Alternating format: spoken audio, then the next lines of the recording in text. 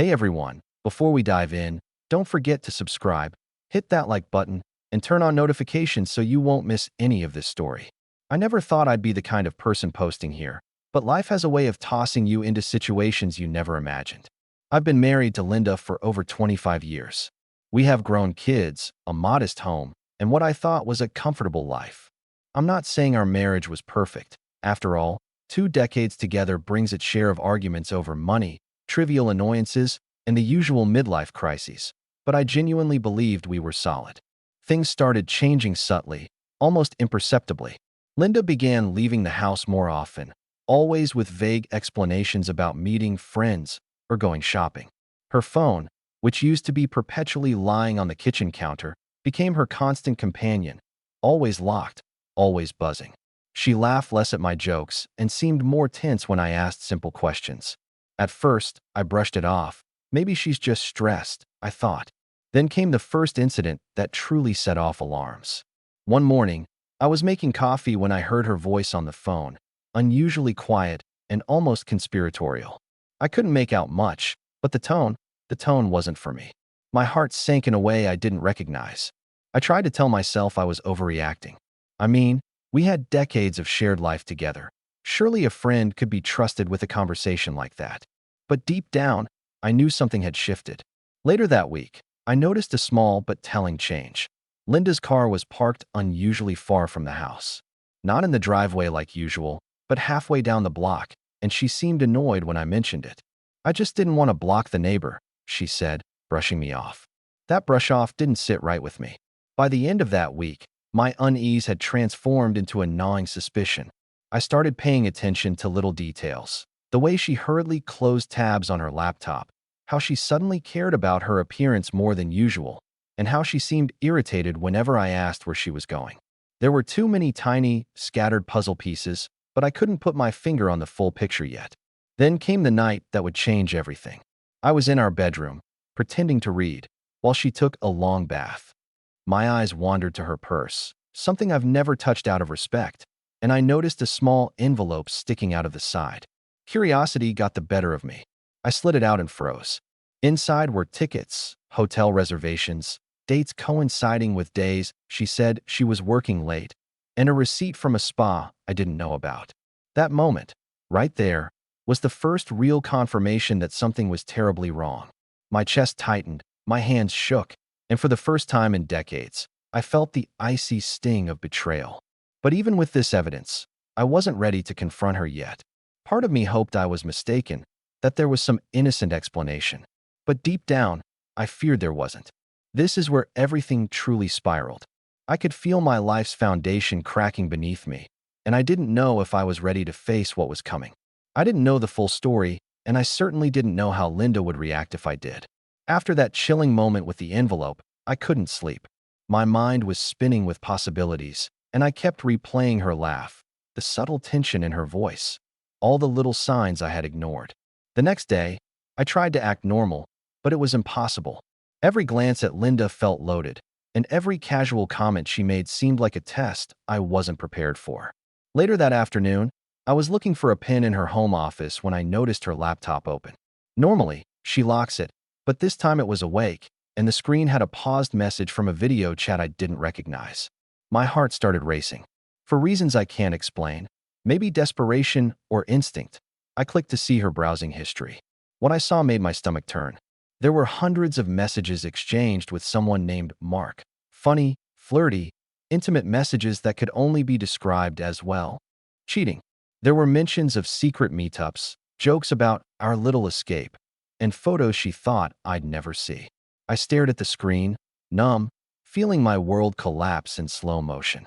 I tried to tell myself to step back, to breathe, but it was impossible. I knew I had to confront her soon. Hiding from this truth wouldn't help either of us. And yet, I hesitated. Linda had always been cunning when she didn't want to admit something, and I worried about the lies she would spin to make me doubt my own eyes. That evening, I watched her move through the house, smiling as if nothing had changed. She made dinner, laughed at a sitcom I didn't even enjoy, and asked about my day in that light, almost casual tone. I wanted to scream, to shake her, to demand the truth, but I kept it bottled up. I needed proof, solid proof, Before I faced the storm, I decided to keep tracking little clues, notes, her phone habits, her vague excuses for late nights at work.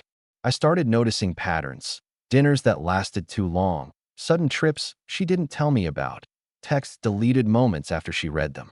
My fear and anger were simmering under the surface. Each tiny lie was like a new cut, invisible but deep, and I felt powerless. Then came the day I accidentally intercepted a text while she left her phone on the counter. My hands were shaking as I read. "Can't wait to see you tonight, hotel." That was it. That was the confirmation I dreaded but needed. The veil had lifted, and my worst fears had materialized. I couldn't ignore it anymore. By the time she returned that evening, I was ready. I could feel a storm brewing inside me, a mixture of hurt, rage, and disbelief. Little did I know, the confrontation would be far more chaotic than I expected, and Linda, well, she had some of the most audacious excuses I'd ever heard. That night, I waited until dinner was over. The air between us was thick with the silence of unspoken tension.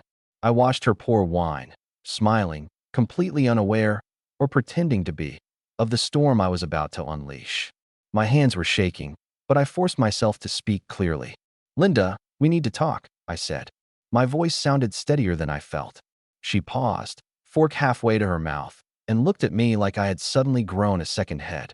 "Talk about what?" she asked, voice sweet, almost mockingly innocent. I held up the envelope and her phone. "About this. About the messages, the hotel, Mark. I've seen everything."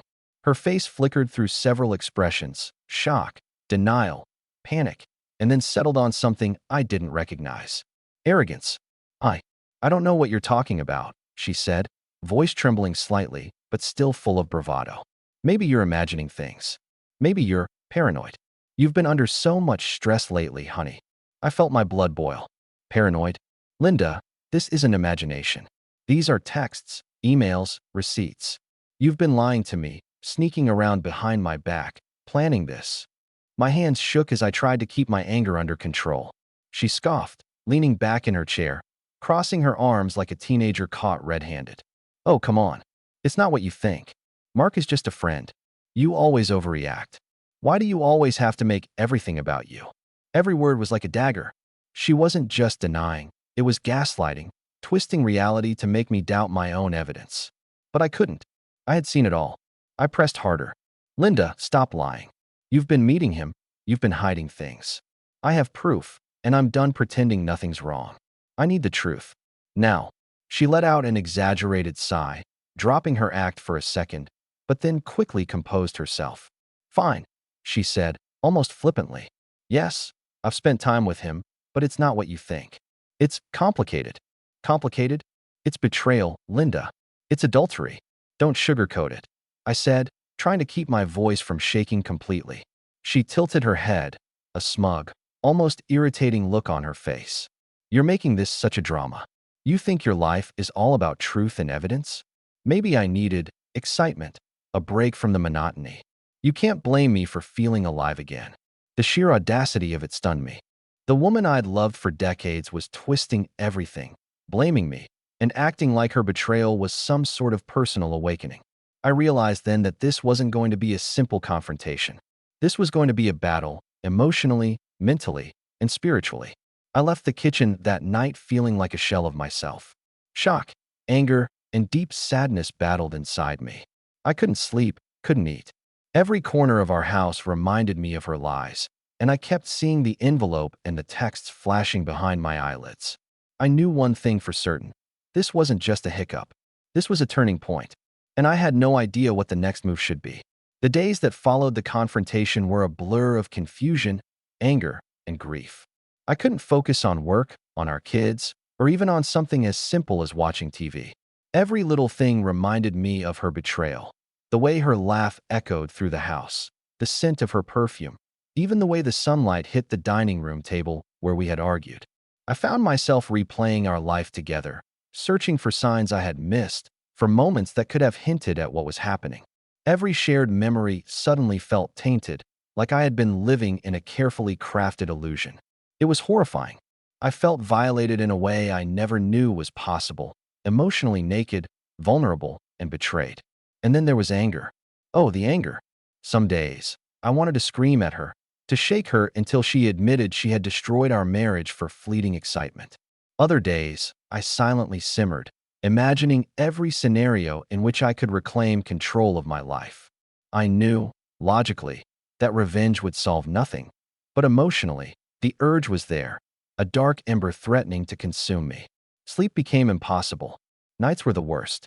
I would lie awake listening to her breathing in the next room, trying to reconcile the woman I loved with the woman who had just destroyed our trust. I wanted answers, closure, or even just acknowledgement that she understood the pain she caused.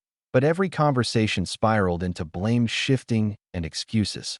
Even friends noticed a change. I was quieter, more withdrawn, sometimes snapping at small things. But I didn't tell anyone why. How could I? Explaining the intricacies of betrayal, the mix of rage and heartbreak, would only make it real for everyone else too. I wanted to keep it private, to process it on my own. There were fleeting moments of disbelief.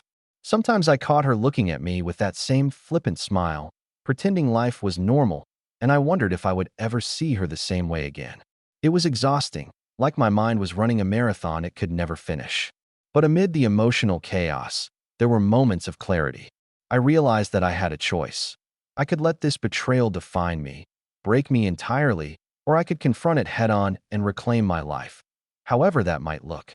It wouldn't be easy, and it wouldn't be quick, but the first step was acknowledging the depth of the pain and facing it, rather than burying it.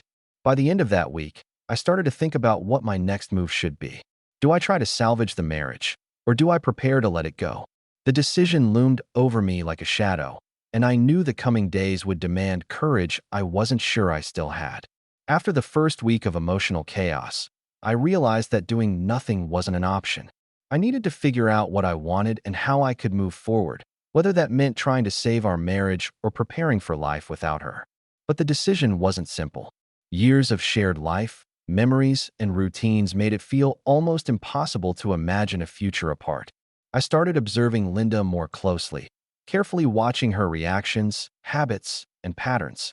She continued her routines, pretending as if nothing had happened, but her arrogance sometimes slipped into tiny cracks. A lingering smirk when she thought I wasn't watching, a barely controlled sigh when she realized I noticed something. These little glimpses told me that she wasn't exactly remorseful, and that realization cut deeper than I expected. One night, I found myself standing in the kitchen, staring at the coffee machine, thinking. I remembered the first years of our marriage, the laughter, the trips, the small daily routines that felt sacred. And yet, I also remembered the moments I had ignored, the tiny signs that maybe she wasn't being entirely honest with me even before this affair. The memories clashed violently in my mind, love and betrayal wrestling for dominance. I reached out to a close friend for advice, someone who knew both of us well. He listened patiently as I spilled everything: the envelope, the texts, the hotel receipts, and her audacious lies. "Daniel," he said, "you have to think about yourself first. You've been faithful and honest for decades. Don't let her choices destroy your sense of worth. Whether you stay or leave, it has to be on your terms."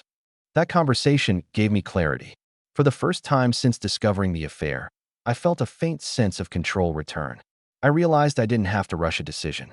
I could gather my thoughts, set boundaries, and protect myself emotionally while figuring out what I truly wanted.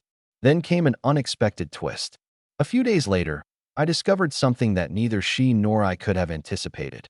Her affair had consequences that started spilling into her daily life: suspicious calls, missed appointments, and finally, a slip-up where she accidentally revealed meeting him during work hours, contradicting her innocent story.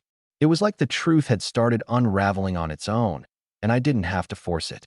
I realized that the next steps needed strategy. I couldn't just act on emotion. I had to gather information, understand her mindset, and prepare for the confrontation that would define the next chapter of our lives.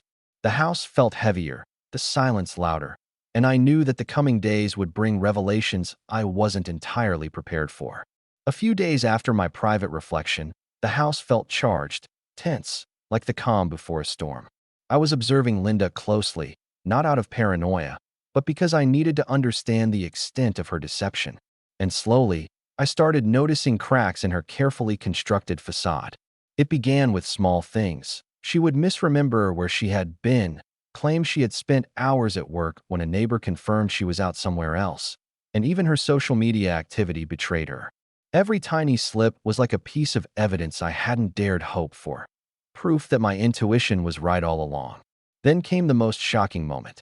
I was sitting in the living room when her phone buzzed on the counter. It was a text from Mark, and she had left it on display while rushing to the bathroom. The message read, "Can't wait for tonight. Don't worry about him." I felt a mix of anger and disbelief. How could she be so reckless? She must have thought I wouldn't notice, or perhaps she didn't care. Either way, this was the confirmation I needed to act, to confront her in a way that left no room for denial. That night, I chose a different approach. I calmly sat her down. No yelling, no dramatic gestures, just me and the evidence in front of us. "Linda," I said, voice steady but heavy. "I've seen the messages, the hotel bookings, the texts. You can't lie your way out of this. I want to hear the truth, everything now." Her reaction was something I'll never forget. First, she froze, eyes wide. Then a smirk curled on her lips. "Daniel, it's not what you think," she said, the same line she had used before. But now, her cracks were showing. Her voice quivered, her composure faltered. She realized that this time, I wasn't buying her story. Then, in a moment that stunned me, she blurted out details I hadn't known. The frequency of her meetings, the intimate nature of her conversations, and even some of the moments she had tried to hide from me. She was finally unraveling. But in doing so, she exposed the full depth of the betrayal. I felt my emotions explode inside me. Anger, heartbreak, relief, and a strange sense of vindication. I had known, I had felt it, and now it was out in the open. But the relief was short-lived, because the truth brought new challenges: how to deal with her, how to protect myself emotionally, and how to figure out what I wanted next. The house felt smaller, heavier, and the silence between us after that confrontation was deafening. I realized that the next few days would be crucial for deciding whether to rebuild or walk away. But one thing was clear: I could no longer pretend, and I could no longer trust blindly. After the revelations, the house was tense, like walking on a thin sheet of ice. Every word between us felt loaded, every glance like a challenge. I knew we had reached a crossroads. This was the moment when we either started to confront reality together or let it tear us apart entirely. I decided to lay everything on the table. I started by telling her exactly how I felt, how betrayed I was, how angry and humiliated, and how much the trust one had placed in her meant. Her reaction was a mix of defensiveness and irritation. She claimed she needed space and that I was overreacting, insisting her affair didn't mean she didn't love me. I felt like I was trapped in a surreal nightmare where logic and emotion collided in impossible ways. "You act like I'm the villain here," she snapped at one point, throwing her hands in the air. "You've never understood me. I needed excitement, and you've been predictable, boring, too stable." Her words cut deeper than the affair itself. Not only had she betrayed me physically, but now she was trying to frame me as the problem. I could hardly believe it. After 25 years together, the person I trusted most was twisting everything, painting herself as a misunderstood victim. My head was spinning, my chest ached, and I fought to stay composed. But I also realized something crucial. I had to set boundaries. Her explanations were no longer acceptable. They were excuses designed to manipulate me. I calmly told her, "I need honesty, and I need to know whether you're willing to repair what you've broken. Your excuses won't fix the damage you've done. You've hurt me in ways that won't disappear overnight, if ever. I can't just pretend this didn't happen." Her expression shifted. First shock, then defiance, then something I hadn't seen in years: guilt, fleeting but undeniable. I realized she was starting to understand that her web of lies had consequences. But whether she could truly face them or wanted to, I couldn't tell. After that night, the air between us remained heavy. I felt emotionally drained but strangely empowered. The confrontation had forced her to acknowledge, at least partially, the reality of what she had done. And while I didn't have all the answers, I knew that this was the point of no return. Either we rebuilt from here with brutal honesty, or this was the beginning of the end. I spent the next few days reflecting, writing down my thoughts, and slowly gathering the courage to decide what my next step would be. It was one thing to confront betrayal. It was another to decide how to live with, or without, the person responsible. After the confrontation, I realized that surviving this betrayal required clear boundaries. I couldn't continue as if nothing had happened, nor could I let anger dictate every decision. I needed a structure to protect myself emotionally while figuring out whether this marriage was salvageable. I started small. I stopped sharing every detail of my day with Linda, something I had always done. I limited how often I interacted outside necessary conversations, and I made sure that her actions, texting, leaving the house, late-night calls, wouldn't dictate my emotional state. I wasn't punishing her. I was creating a buffer to regain control of my own life. At first, she reacted with annoyance, throwing in comments like, "Why are you suddenly so distant?" or "You've changed overnight." I stayed calm, simply replying, "I need time to think. This isn't about punishing you. It's about figuring out how to move forward." That seemed to frustrate her more than anything, and I realized she wasn't used to me asserting myself in this way. In the meantime, I started confiding in a therapist, someone impartial who could help me navigate the storm of emotions. Each session peeled back layers of grief, anger, and disappointment I hadn't fully processed. It was humbling and painful, but it reminded me that self-respect and mental health were not negotiable, even in a marriage that had lasted decades. I also began documenting everything: texts, receipts, odd behavior. Not to use as a weapon, but to have clarity. Seeing the patterns in black and white helped me detach emotionally and understand the scope of the betrayal. It wasn't just a series of bad decisions. It was a profound breach of trust, and recognizing that allowed me to take control instead of feeling powerless. Then came a sudden, unexpected twist. I discovered that Linda had lied about one more meeting. This wasn't small. This was a lie that directly affected both of our finances. I realized she hadn't just been unfaithful emotionally or physically. Her deceit had tangible consequences. The reality hit hard. The affair had roots far deeper than I initially thought, and navigating this would be more complex than I had imagined. By the end of that week, I felt a strange combination of exhaustion and empowerment. I had taken steps to protect myself, to regain some sense of agency. But deep down, I knew the next phase, the decision whether to fight for this marriage or walk away, was looming closer than ever. And that decision would test everything I thought I knew about love, loyalty, and self-worth. Just when I thought I had a handle on things, life threw me another curveball.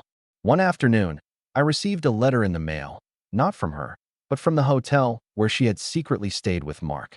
At first, I thought it was a billing error, but as I opened it, my stomach sank.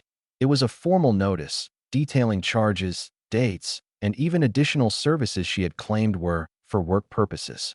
This wasn't just evidence. It was undeniable proof, confirming the extent and frequency of her betrayal.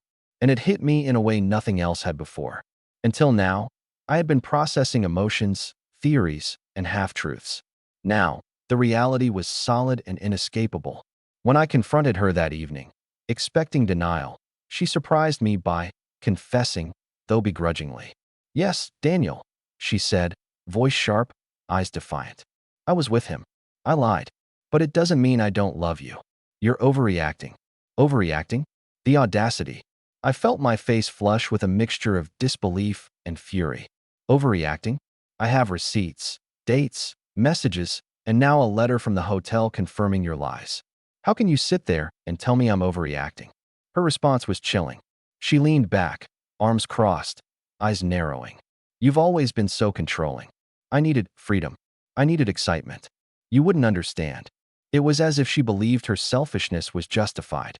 And suddenly, I realized something crucial. This wasn't just about the affair.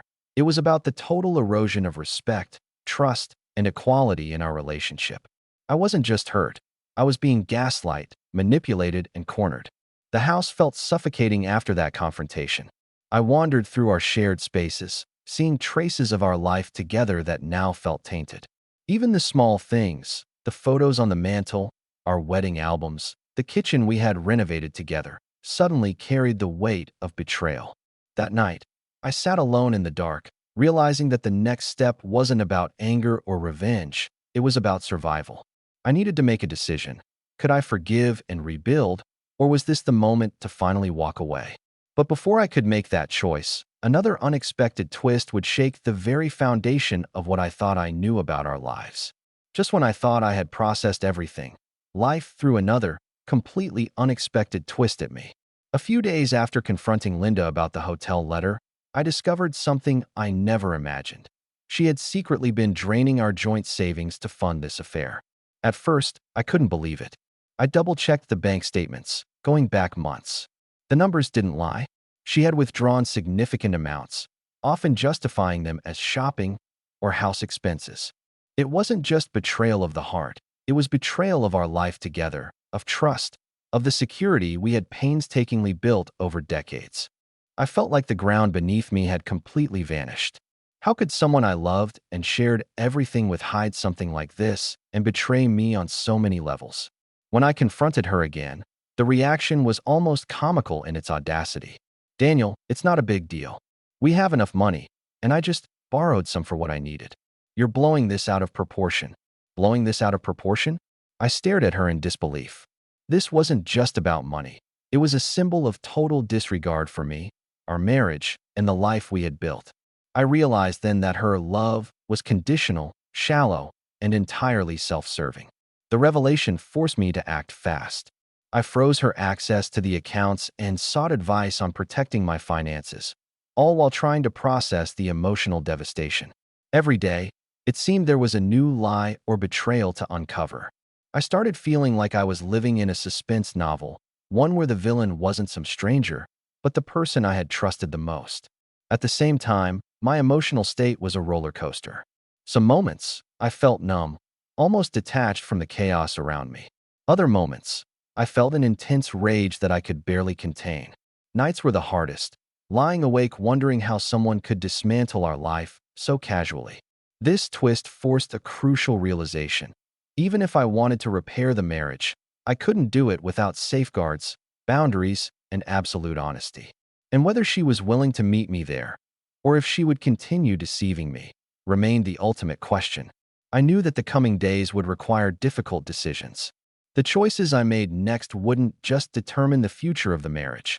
They would define my own self-respect and the life I was willing to lead moving forward.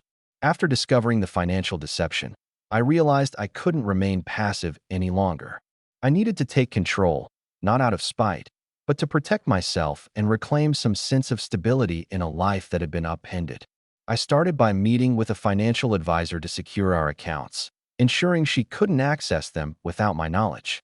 The sense of empowerment was small but significant. For the first time since this ordeal began, I felt like I had a handle on something. Meanwhile, I confronted Linda one more time, this time with a calm but unyielding tone. "This ends now," I said. "Whether we try to repair this marriage or end it, there will be rules. No more lies, no more secrets, no more excuses. I can't tolerate deceit anymore." Her reaction was fascinating. At first, she tried to turn it around, claiming I was overreacting again. But the cracks in her composure were becoming more pronounced. There were brief moments when guilt flickered in her eyes, but just as quickly, it was replaced with arrogance. It was exhausting, trying to navigate her emotional gymnastics. I also realized that part of taking control meant setting emotional boundaries. I stopped asking her where she was going or what she was doing, only checking in on things that directly impacted our shared responsibilities. I refused to engage in endless arguments about feelings or excuses, focusing instead on facts and tangible steps forward. Unexpectedly, this created tension but also clarity. Without constant confrontation, the reality of her actions seemed to settle over her like a heavy fog. She began to understand that her previous manipulation tactics weren't working anymore, and for the first time, I felt that I might be steering this narrative rather than being swept along helplessly. But the emotional toll was immense. Even as I started to regain control over finances and set boundaries, the nights remained long and sleepless. I was haunted by the memory of her smirks, the texts, the hotel receipts. And yet, amid the pain, I started recognizing a strange truth. My strength wasn't in punishing her. It was in protecting myself and reclaiming my life.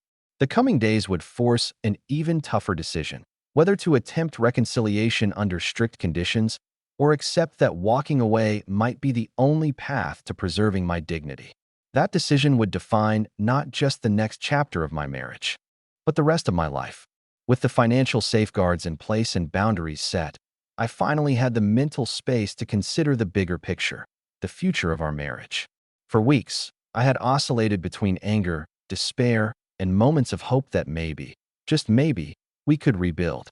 But the deeper I looked, the more I realized that rebuilding wouldn't just require time. It would demand honesty, remorse, and a commitment I wasn't sure she could provide. One evening, I sat across from Linda in the living room. The air was thick, silent, almost suffocating. I asked her one simple, yet critical question. Do you want to stay married?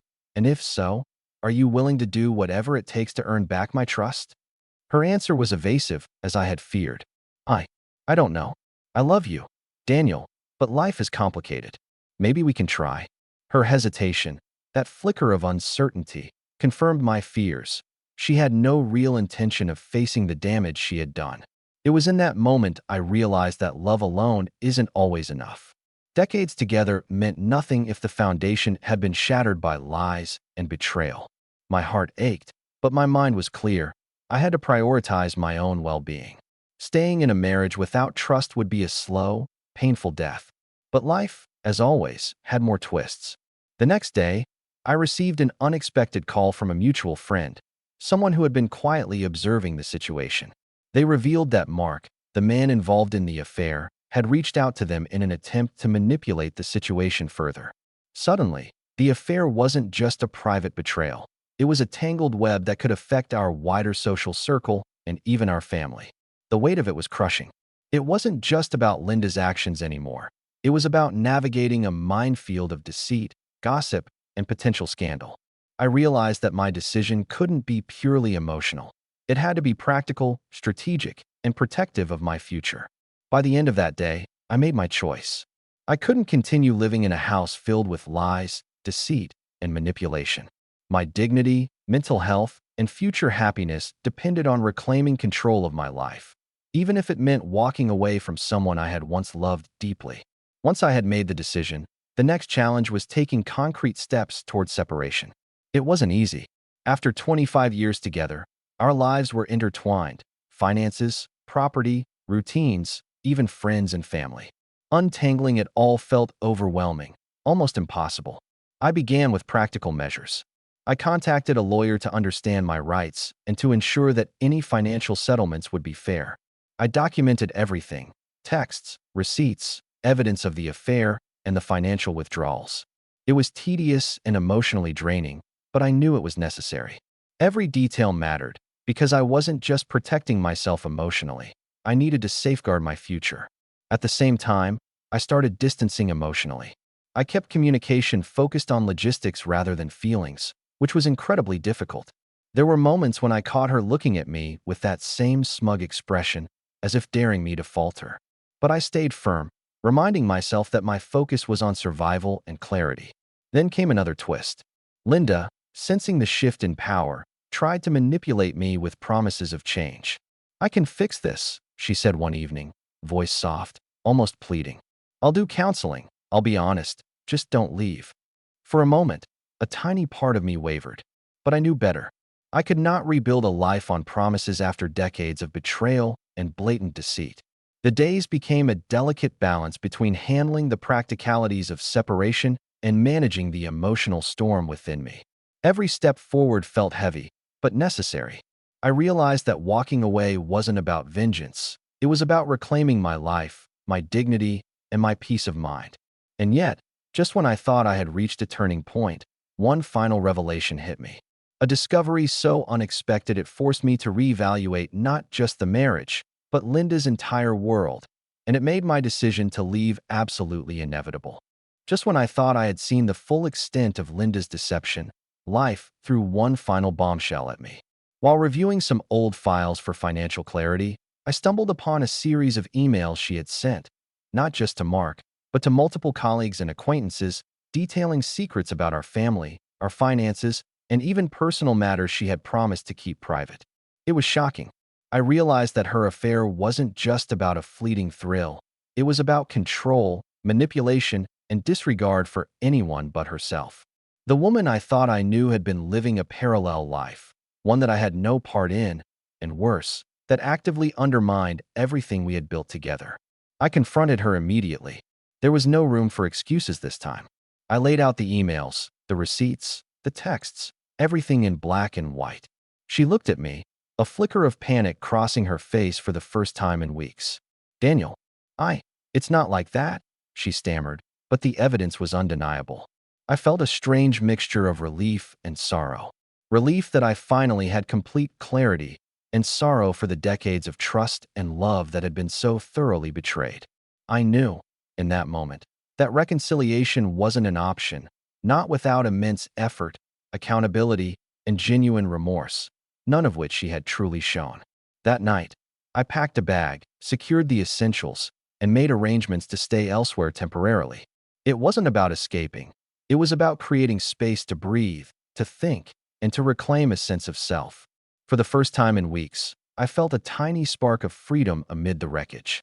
Even now, I carry the weight of this betrayal, but I also carry the knowledge that I chose myself first.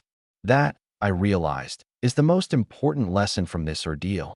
Love and loyalty matter, but so does self-respect. Betrayal, no matter how long hidden, cannot be ignored if one hopes to survive it with dignity. After the final revelation and taking those first steps to separate, I finally began to breathe again. It wasn't easy. Nothing about untangling a life of 25 years is easy, but it was necessary.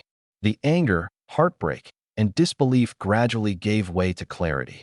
I realized that betrayal like this isn't just about the act itself. It's about the complete erosion of trust, and no amount of apologies can erase that overnight.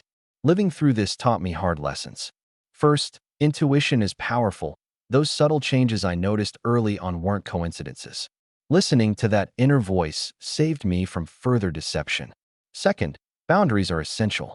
Protecting yourself emotionally, financially, and mentally is not selfish, it's survival. And finally, self-respect is everything. You cannot build a future with someone who refuses to respect you, no matter how much love once existed. I also learned the importance of support. Friends, therapists, and trusted advisors became my anchors. I couldn't have navigated this alone, and seeking guidance wasn't a sign of weakness, it was a necessity. As for Linda, our paths diverged definitively. I won't lie, it was painful, and there are still moments of sadness and reflection. But I also feel empowered, alive, and in control of my future. I've learned that sometimes the bravest thing you can do is walk away from what no longer serves you, even if it once meant everything. To anyone facing betrayal like this, my advice is simple. Trust your instincts, protect yourself, and don't be afraid to prioritize your own well-being. Love is vital, but not at the cost of losing yourself. Healing is possible, and life can be rebuilt, stronger, wiser, and with boundaries that ensure you are never blind to deceit again. Life moves forward, and so must we. If you found this story compelling, make sure to subscribe for more real-life stories, hit the like button, and turn on notifications so you never miss an episode. Your support helps us share more stories like this.